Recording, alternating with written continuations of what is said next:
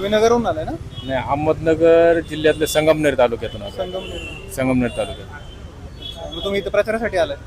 हो, प्रचारासाठी आलो. कोणाचा करायचा तुम्हाला प्रचार? ज्यांचं मिळेल त्यांचं काय.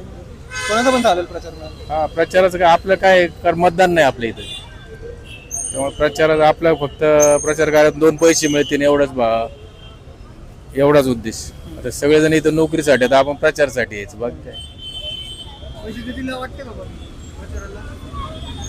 देत असेल तर करायचं, नाही तर जायचं निघून घरी. फुकट कोण काम करत. काय रेट काय तुम्हाला माहिती का? काय रेट काय प्रचाराचा?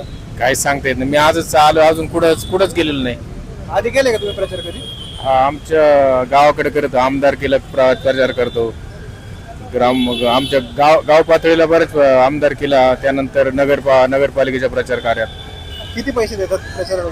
एक दिवस प्रचार केला तर किती अपेक्षित तुम्हाला रोज? तरी 1200-1500 रुपये तरी मिळायला पाहिजे. ट्रॅव्हलिंग अलाउन्स, नंतर जेवणाची, नंतर प्रचाराचे, असे 1200 ते 1500 मिळायला पाहिजे.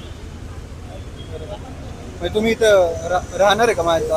हा, मतदानापर्यंत 1200च्या आत काय परवडणार आहे? जेवणाचा खर्च, ट्रॅव्हलिंग खर्च. जेवण पण देतात ना ते लोक? हा, दिलं पाहिजे. असं आता काय करतात काय माहिती. तुम्हाला असं कार्यालयात जायला लागेल कुठल्या तरी? हा, कार्यालयात जावं लागेल, विभागीय कार्यालय. भेटला कोणाला तुम्ही? अजून कोणालाच नाही भेटलं. ठीक आहे, चालेल. तसं पाहिलं ना तर भाजपची सत्ता केंद्रात आहे, राज्यात आहे, इथं पण आहेच.